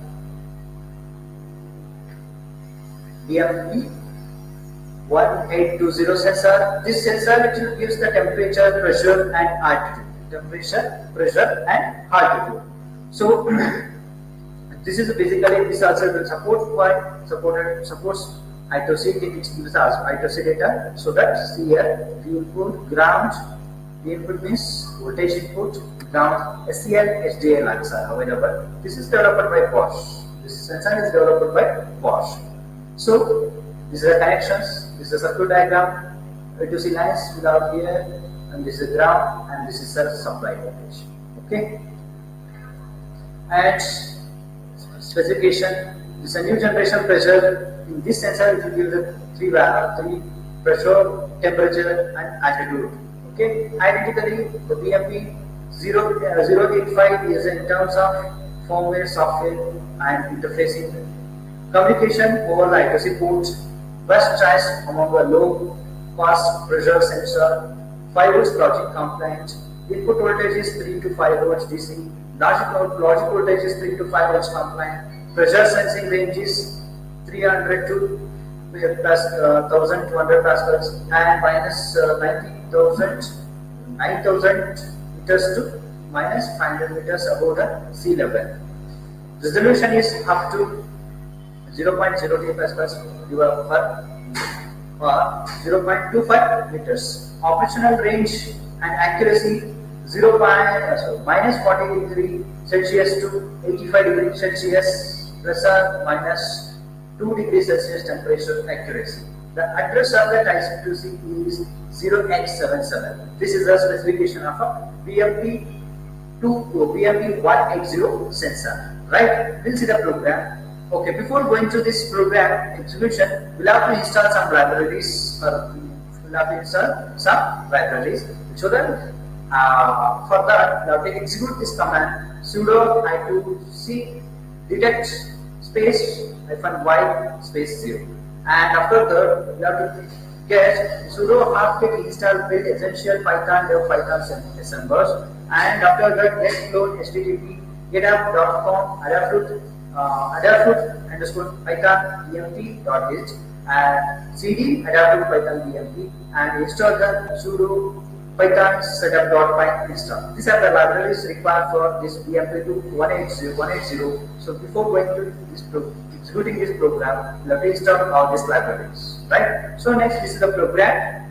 Import the time and import the Adafruit BMP.bmp 085 as a input library we have to use and containing 180 data. So we are ready. This is actually giving the same library for this also and that also, so that we are using the same library. So sensor will store the data on the sensor variable, and that after that sensor dot read temperature. This is a temperature in Celsius, local pressure, and the current altitude. We are storing on this variables. After that, we are printing this same message on the terminal. Okay, when you press Ctrl C, it will be come back to the main program. It will be execute the program. Right. We'll see the execution of this program.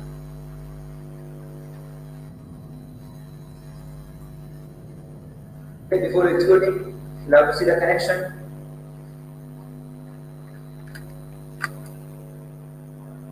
This is a connection. This is a BMP180 sensor, it's here, so we are connected forward, and I2C line CSP here, we are connecting here, right? So this sensor is connected now, we'll see the execution.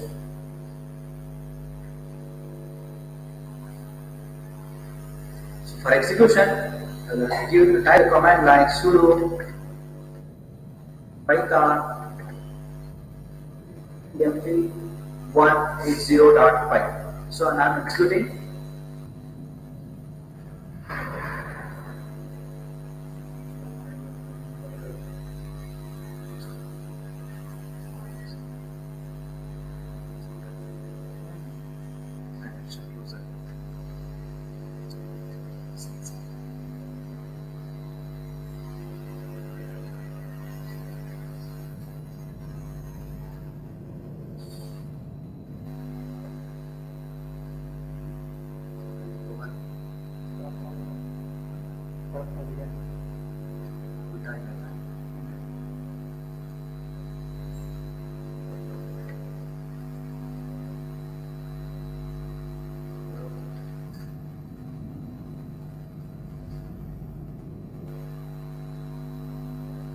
Okay, we'll reboot.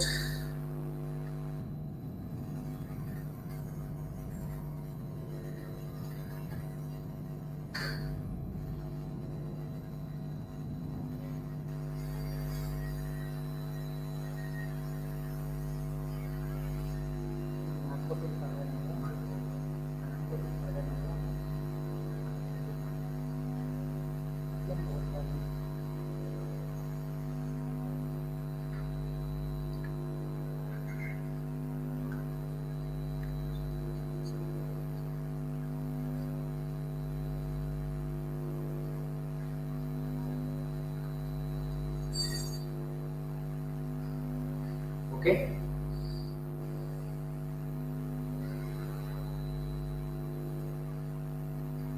Now, once again, I'll go to the folder. Let's start. Yeah. I command like sudo python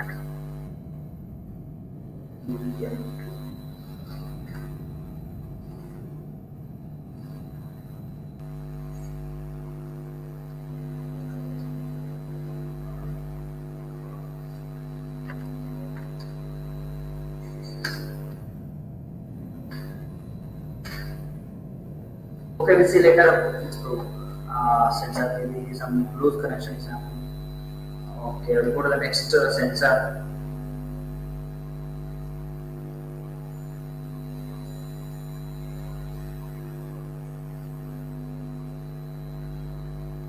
Okay, next is the accelerometer. This is basically it's giving analog data X, Y, Z, X, Y, Z is giving analog data. So we have to use for EDC for this also.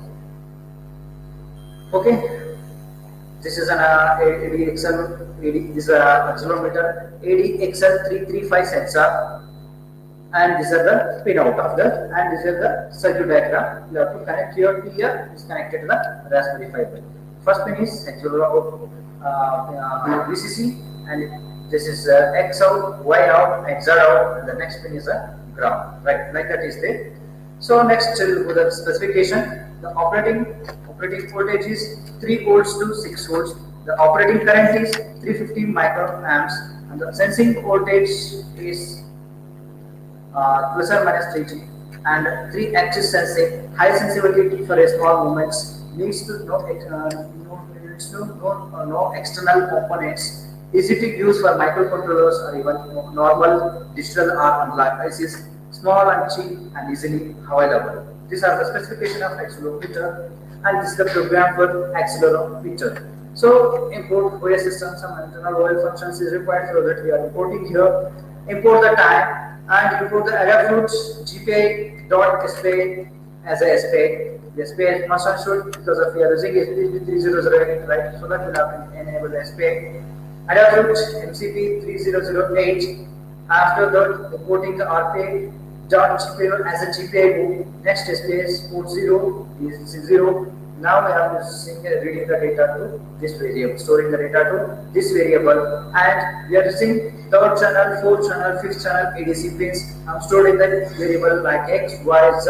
After that, we are printing the messages on the x-axis, y-axis, z-axis, and the value to be printed on the this field, right? Okay. Okay, we'll see the connection of this sensor. After that, we'll execute the program.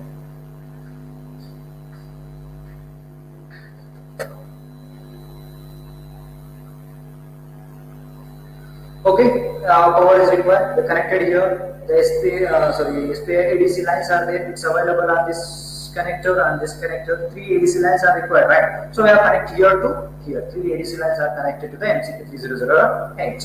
Right. Now we will see the execution.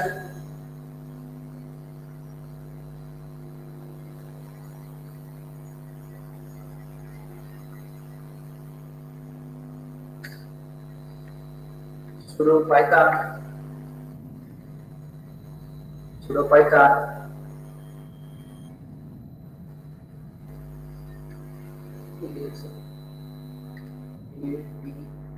cell 335.5 program name is like that. So I'll execute. We are getting this value. Just vary that sensor. Their values also will varies, right? The values also is varying. Values also vary. So just you rotate like this.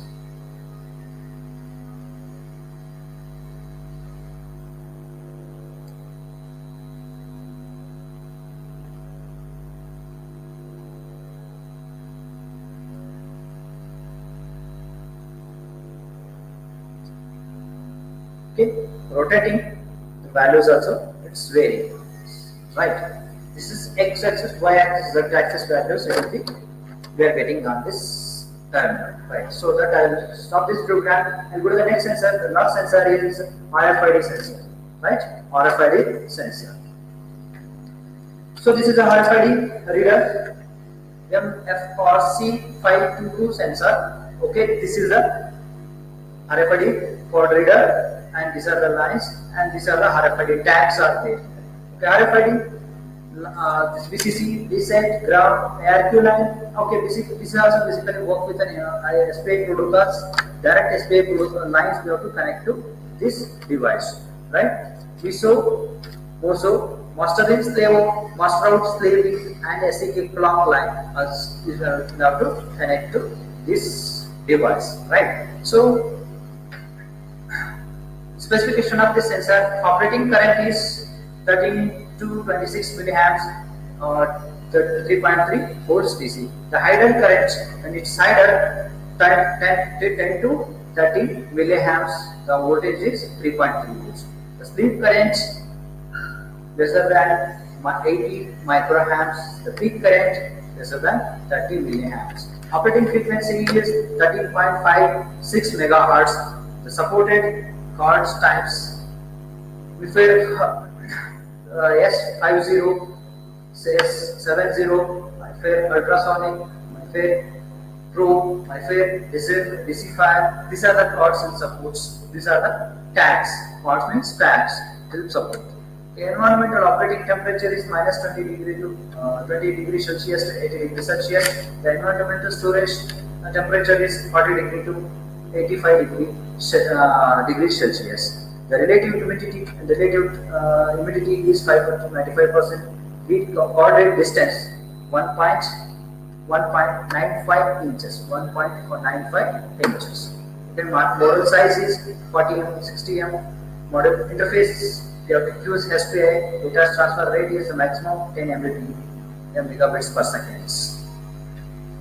Okay. Okay, before going to this program, we have to install this library. Sudo pip install MFRC522. So this library is must installed for when you are using this RFID code reader. So you have to install before going to executing this program. And now we go in the program. Two programs are required here. One is for writing the program. One is for reading the program. Write means we have to write the data onto the tags.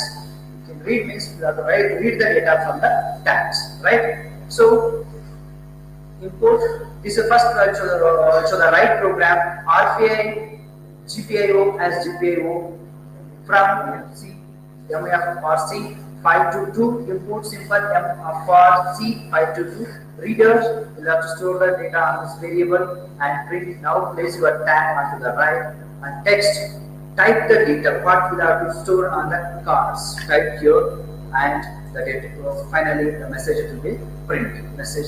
Print message will be displayed on the terminal. Once you can enter, type and enter, that particular message will be stored on the tags. Right? This is the program for writing the data to tags.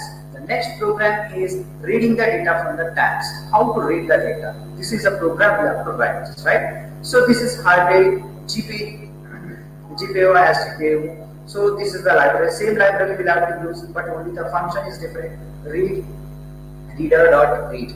Okay, read and print the ID and print the text. Print the ID and text also. So particular cards and particular IDs are there also. ID also is there. That ID also will be printing. The text what we have stored, the message also will be printing on the terminal. Right? We'll see the connection. After that, we'll execute the program.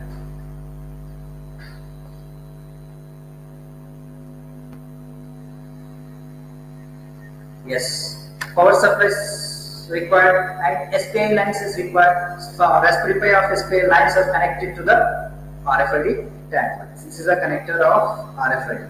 So we connected all the lines. We'll see how to execute. So first we'll have to execute the write program. We'll have to execute the write program. So first I'll type sudo python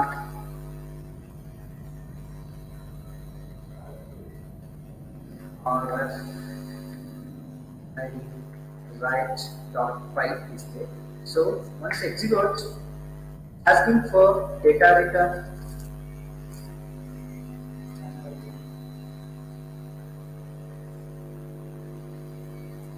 So before going to that, so we'll have to show the card to the near of the RFID reader. So now we'll have to keep like this. Then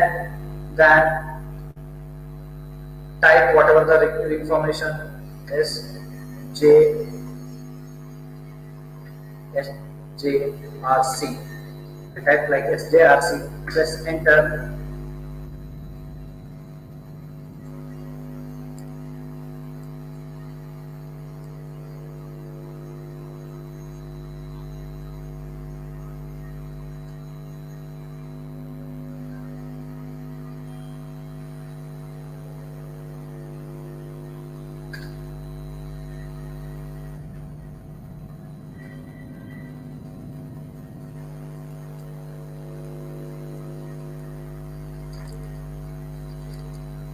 Once again, I will be executing the same program.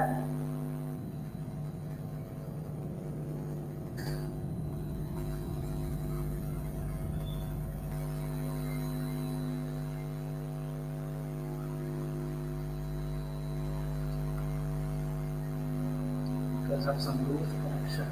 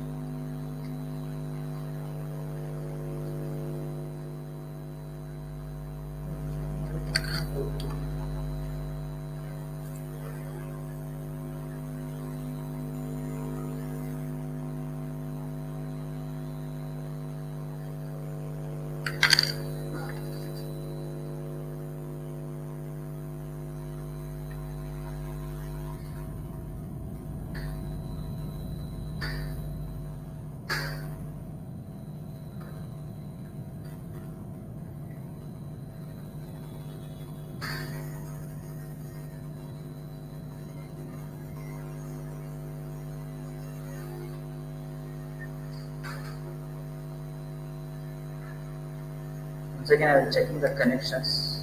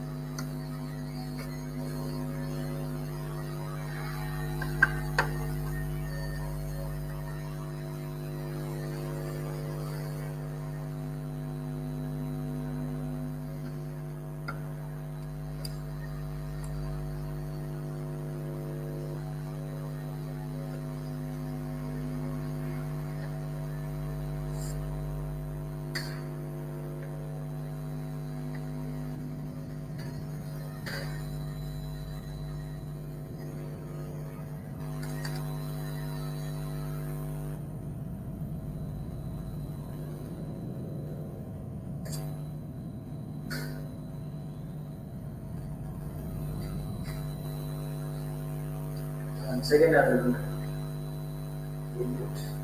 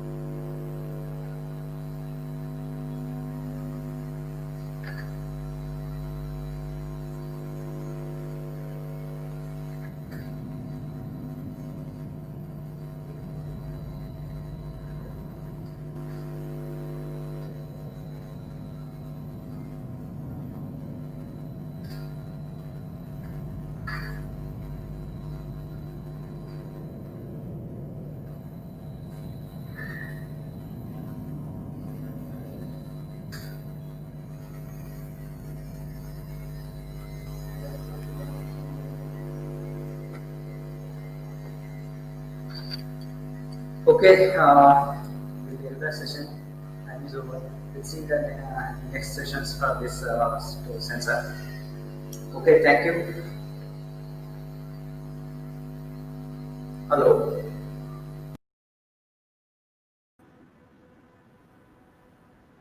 Thank you, Nandish sir, the senior technical support engineer of Advanced Electronic Systems for conducting to our international webinar on Raspberry Pi project. Was highly technical, very interesting, very informative. Lot of information is covered. More than 1 dozen sensors, their connections, programs, working demo. We showed to around 180 participants. A very nice program that cannot be conducted so easily offline. It will be very practical, but you have conducted online also. Very interesting, sir. Thank you, Nandi sir, and thank you, Advanced Electronic System. I thank Dr. Vinay, Dr. Girish of Extra 360 channel for live streaming the 2 hour webinar in YouTube. Dr. Vinay and Dr. Girish are associated with the SGR College. The previous activities also, they are giving the technical support. Here they conducted 6 days training program and modern teaching technology for the SGR College staff. Thank you, Dr. Vinay and Dr. Girish. Mr. Bharat Basuraj from Netherlands, I thank him for inaugurating the international webinar. I thank Dr. Ketan Kumar Vishnu of Southern Research Institute and Development and Dr. Hanuman of MCA Department of Bengaluru University. I wholeheartedly thank 180, more than 180 participants who encouraged our webinar by staying online for complete 2 hours. Thank you one and all. Thank you, Girish.